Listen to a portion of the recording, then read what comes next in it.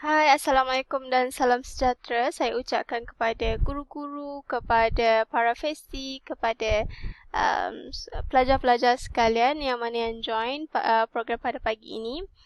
So hari ini saya nak berkongsi sedikit tentang program foundation atau dalam bahasa Melayunya program asasi.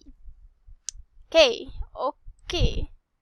So, sedikit tentang diri saya. Saya Aimi Umairah binti Asfizan. Saya bekas pelajar Sekolah Menengah Sains Kuala Batas pada tahun 2011 hingga 2015.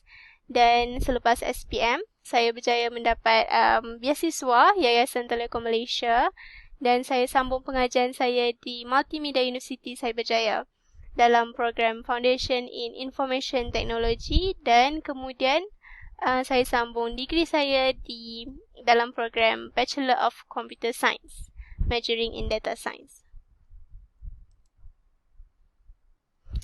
Okey, apa tu asasi? Asasi ni adalah salah satu jalan atau path yang kita boleh ambil sebagai lepasan SPM untuk sambung pengajian.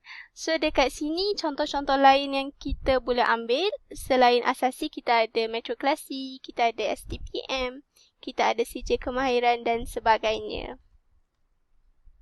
So secara ringkasnya saya boleh cakap program asasi ni dia adalah program pra-universiti yang dijalankan selama 1 atau 2 tahun dan diambil sebelum degree. Okey, kebanyakannya universiti awam dan universiti swasta ni memang adalah program asasi diorang sendiri. Dan kalau kita nak apply foundation atau asasi ni memang akan melalui UPU ataupun kita boleh pergi di laman rasmi IPTS tersebut. Okey, macam siapa yang perasan tadi, Kak Aimi sebenarnya daripada Kak Aimi ambil foundation in IT dan Kak Aimi memang apply di laman rasmi MMU tersebut lah. Kak Aimi klik website MMU dan Kak Aimi apply untuk program foundation. Yang tu untuk IPTS. Kalau universiti awam memang akan melalui UPU. Okey, ni adalah semua contoh-contoh program asasi. Ada banyak lagi. So, yang ni Kak Amy memang ambil sikit je. Tak muat lah satu page ni. Okey, so contoh kat sini kita ada asasi kejuruteraan, engineering, kita ada asasi law, kita ada sains perubatan, kita ada asasi sains hayat, sains fizikal. So, kita ada memang banyak program asasi. Dia depends on adik sendiri. Adik minat apa? Kalau adik minat law, adik nak belajar law, adik boleh ambil asasi law. And then nanti menggunakan result yang adik dah dapat ni, adik actually boleh sambung degree in law juga. Contoh kalau adik nak jadi minat engineering, adik boleh ambil foundation in engineering. And then nanti degree adik boleh ambil lah. Adik nak ambil degree engineering in apa, electrical ke dan sebagainya. So foundation ni kita ada dua. Kita ada terbuka dengan tertutup. So apa maksud program asasi terbuka? Program asasi terbuka ni, program asasi ni dia diiktiraf oleh universiti lain. Contoh kat sini kita ada program asasi sains fizikal dan program asasi sains hayat di UM. Maksudnya kalau contoh adik ambil asasi dekat UM, sains fizikal, adik boleh guna sijil sijil asasi tu untuk study degree di universiti lain. Contoh kat yang bagi sini, adik dah dapat dah score asasi sains fizikal.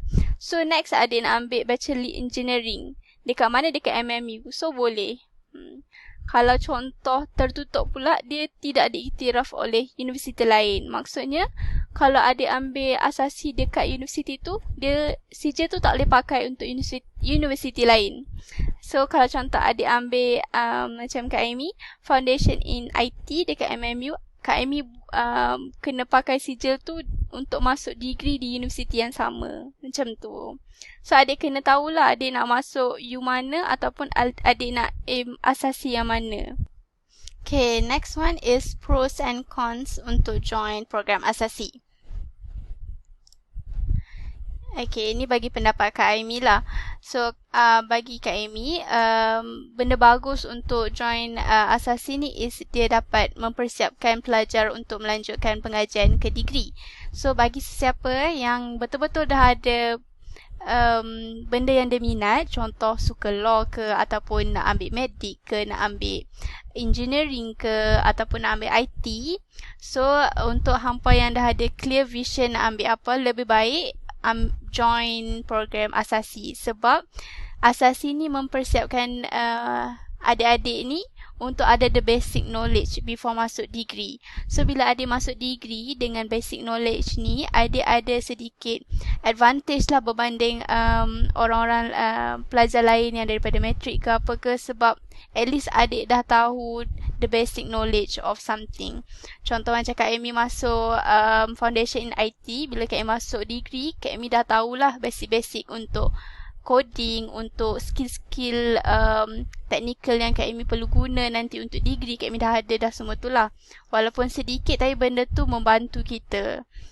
So next one is structure pengajian yang merangkumi kemahiran soft skill serta akademik. So maksudnya dalam Asasi ni sendiri, adik bukan sahaja akan belajar pasal course yang adik nak, adik akan belajar benda yang lain juga. Even though benda tu tak ada kaitan. Contoh, adik akan belajar critical thinking ke, ataupun adik akan belajar English. And then benda-benda tu based on program tu sendirilah. Adik kena tengok program-program tu dia kasih apa kelas yang macam mana. And then last sekali, adik boleh diserap terus masuk ke universiti tanpa UPU. So adik actually kalau dah masuk Asasi, adik dah satu langkah untuk masuk universiti tu. Contoh kalau adik dapat result yang okey, adik maybe akan diserap terus. So adik tak perlu untuk apply lagi sekali untuk masuk degree dekat UPU. Tapi di samping kebaikan adalah juga kekurangan dia kalau nak masuk Asasi ni. So, contoh kalau adik gagal Asasi, adik nak buat apa? Kalau adik gagal Asasi, adik maybe kena mohon balik UPU. Dan adik kena mohon guna result SPM balik. Sebab Asasi ni tak boleh digunakan lah, adik dah gagal. And then at the same time, kalau contoh adik punya result tak gagal, tapi dia tak berapa okey lah. Maksudnya adik tak dapat masuk ke universiti yang adik buat Asasi ni. Contoh macam adik ada high competition. So maybe adik kena mohon semula UPU untuk masuk degree di universiti lain. And then satu lagi downside dia is adik tak boleh guna sijil Asasi ni untuk mohon kerja. Selalunya orang akan guna sijil diploma, sijil kemahiran, sijil degree ataupun result SPM untuk kerja lah. Memang tak ada lagi Asasi. Tapi maybe tak tahulah, mungkin akan datang ada. Dan tu sajalah untuk general knowledge pasal Asasi. Okay, last but not least, akan nak cerita sikit tentang YTM, which is Yayasan Telekom Malaysia. So, YTM ada banyak program untuk further study ke luar negara ataupun ke dalam negara. And then, qualification untuk apply YTM ni is adik kenalah Malaysian citizenship. Kena ada Malaysian citizenship. Adik kena active curricular activities. And then, adik kena dapat at least 6A SPM. So area of study yang ditawarkan oleh YTM is creative multimedia, which is something related to design or guna Photoshop. And then ada engineering, ada information technology. IT ni more towards coding, buat website, or ada game development, depends lah.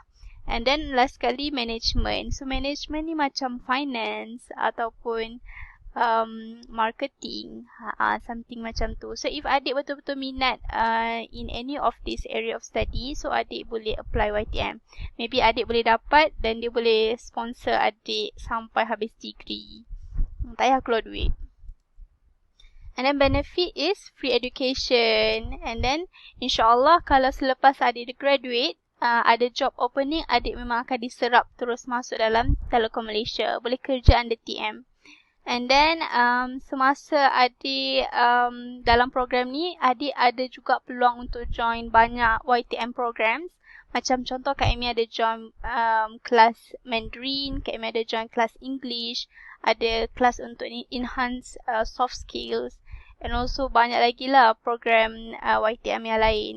And then last but not least is Kak Amy juga dapat banyak allowance. YTM memang tolong banyak dari segi duit untuk beli buku, untuk monthly allowance, beli laptop. So actually kalau adik dapat scholarship ni memang alhamdulillah lah, boleh tolong banyak lah, and adik boleh buat saving juga. Okay, itu saja daripada Kak Amy. Terima kasih. Kalau ada soalan simpan dulu, nanti tanya Kak Amy. Okay, bye.